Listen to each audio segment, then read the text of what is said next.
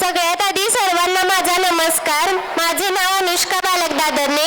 मी श्री ज्योतिर्लिंग high school वाडी रत्नागिरी या शाळेमध्ये इयत्ता 10वी मध्ये शिकते. मी या शाळेमध्ये 3 वर्षांपूर्वी आले होते. 3 वर्षात जो मी अनुभवले ते मी आज तुम्हाला सांगणार आहे. विद्या देणारे मंदिर असते शाळा, जिथे मुलांना लागतो शिक्षणाचा लळा. याच शाळेसाठी कष्टांना सामोरं जावं लागायचं मुलांना, रोज बदलावं लागायचं 2-4 एसटींना. असेच एक व्यक्ती जे बाहेर गावी शिकायचे, अनेक संकटांना सामोरे ते जायचे. शिक्षणात मात्र तरबेज ते असायचे, उज्ज्वल गावाचे स्वप्न ते पाहायचे. त्यांच्या याच स्वप्नाने घेतली मग भरारी, गावात शाळा उभा करण्याची केली त्यांनी तयारी. अनेक हातांचे सहकार्य त्यांना मिळाले, त्यांतूनच हे हायस्कूल आज उभारले. शाळेचे अध्यक्ष म्हणून माननीय श्री अजित सखाराम दादरने आम्हाला लाभले. स्वतःपेक्षा जास्त त्यांनी हायस्कूल सांभाळले. माननीय DB भाऊंचीही साथ त्यांना मिळाली. इतर सर्व संचालकांनीही खूप मदत हायस्कूलला केली. सुरुवात जरी खडतर झाली तरी प्रगती नंतर घडली. विद्यार्थ्यांच्या संख्येने भरभराट आता घेतली. शाळेसंबंधीचे गैरसमज सगळे आता संपले. शाळेचे नाव उच्च स्थानी आता पोहोचले.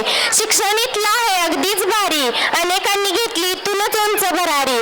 कोणी बनला ॲडव्होकेट, कोणी PSI अधिकारी, गावाचं नाव इथूनच गेलं उंचावरी.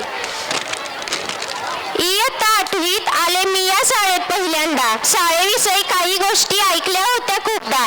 एका वर्षातच लागला असा अनोखा लळा. आता हवी हवीशी वाटू लागली शाळा. आले त्याच वर्षी शिक्षणात प्रगती झाली. गावात पहिल्यांदा NMMS पात्र आमची बॅच ठरली. शिक्षणातून पहिली कमाई इथेच आम्ही मिळवली. या शाळेने आम्हाला नवीन यशाची किल्ली सोपवली. शिक्षकांबद्दल सांगायचं तर शब्द अपुरे पडतील.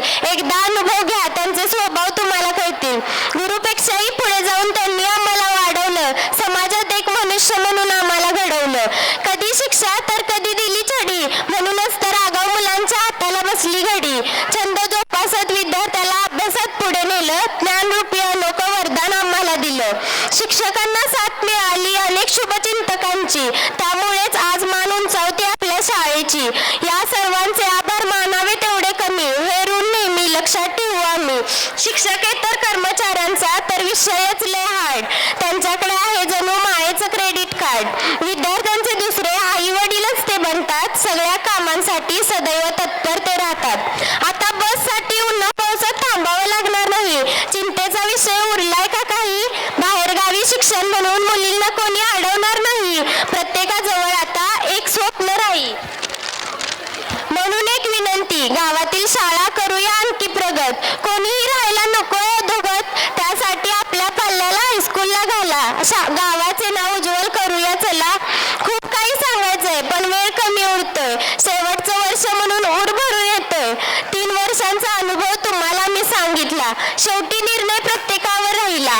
आभारी आहे त्यांची ज्यांनी मला बोलू दिलं. मी माझं थोडं मन व्यक्त केलं.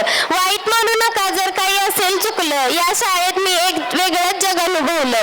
शेवटी सर्वांचे मानते मी आभार. माझे मनोगत संपले असे करते स्वीकार. धन्यवाद. खूप खूप छान.